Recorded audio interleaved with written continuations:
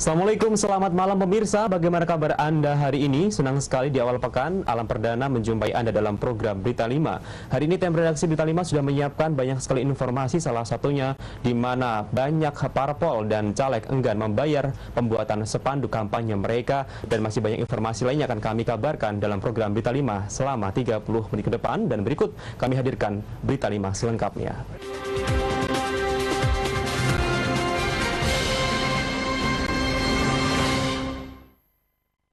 Pemirsa, diwajibkannya menyertakan surat tanda terima pemberitahuan masih belum mendapat respon positif dari partai politik dalam menggelar kampanye terbuka.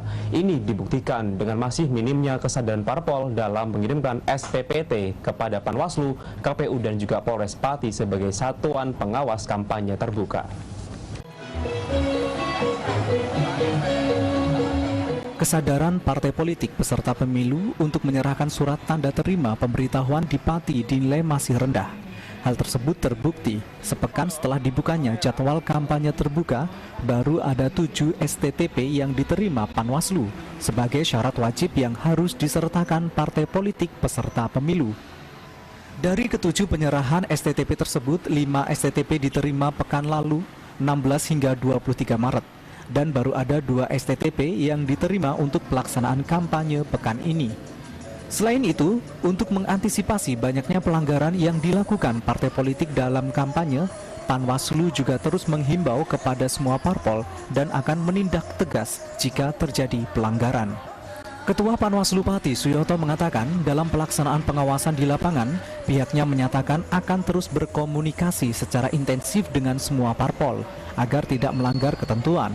Berdasarkan aturan yang berlaku, Panwaslu, Polres Pati berhak membubarkan kampanye terbuka yang dilakukan parpol jika tidak disertai STTP.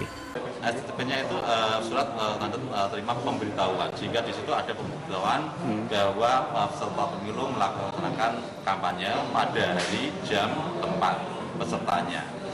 Suyoto menambahkan, untuk meminimalisir pelanggaran, pihaknya juga akan terus mengingatkan semua parpol hal tersebut dilakukan sebagai konsekuensi dan sanksi yang harus diterima parpol jika tidak mengindahkan. Selain itu, pengawasan juga akan lebih ditekankan pada kampanye terbuka yang dilakukan partai politik dalam bentuk belusukan atau menggelar rapat terbuka terbatas. Aris Kurniawan, Simpang 5 TV melaporkan.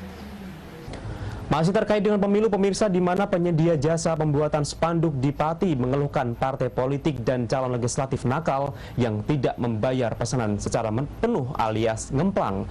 Mereka mengaku kerepotan menagih uang sisa pembayaran dari para caleg.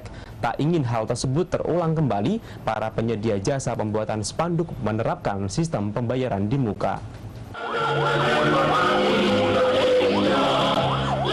Jelang pemilihan legislatif seperti saat ini, tak dapat dipungkiri bahwa jasa pelayanan pembuatan spanduk atau tukang sablon kebanjiran order. Namun ramainya order pemesanan spanduk, baliho, dan rontek, serta alat peraga kampanye tersebut kadang menjadi momok menakutkan bagi para penyedia layanan untuk menerima pesanan.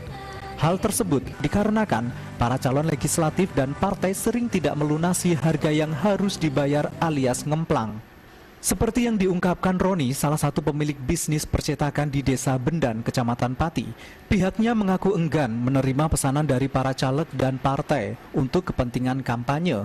Bahkan untuk menghindari kerugian yang sama, tahun ini pihaknya meminta pembayaran uang muka di awal pemesanan. Kalau di sini, Mas, itu pembayaran yang berhubungan dengan caleg ataupun pemilu ini ya harus 100% di muka, Mas.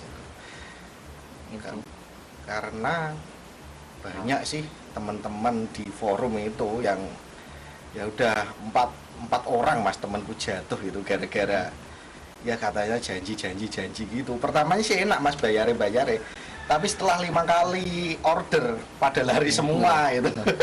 Sementara itu, hal senada juga diungkapkan Muklis, pemilik jasa percetakan di Desa Mulyoharjo Pati. Ia dan beberapa temannya sesama pengusaha percetakan di Pati mengaku sering merugi akibat ulah caleg ataupun partai yang memesan atribut kampanye. Order dari para caleg nih? Sebenarnya ada, tapi nggak aku ambil karena kebanyakan mereka diminta DP 100%, nggak mau beri karena khawatir setelahnya nggak ada pelunasan di belakang. Jadi jaga-jaga aja buat Ya, pemesanan kaos kampanye seperti ini. pernah dulu dilunasi tapi dalam jangka waktu yang lama, 3 bulan sampai. Fenomena seperti inilah yang harus diwaspadai oleh para pengusaha jasa percetakan atau tukang sablon. Apalagi tidak jarang mereka memanfaatkan jasa perantara untuk memesan alat peraga kampanye. Dari hal tersebut tidak jarang mereka juga mengaku kerepotan saat menagih uang sisa pembayaran. Terlebih jika caleg yang memesan atribut tidak terpilih menjadi anggota dewan. Edi Setio, Simpang 5 TV melaporkan.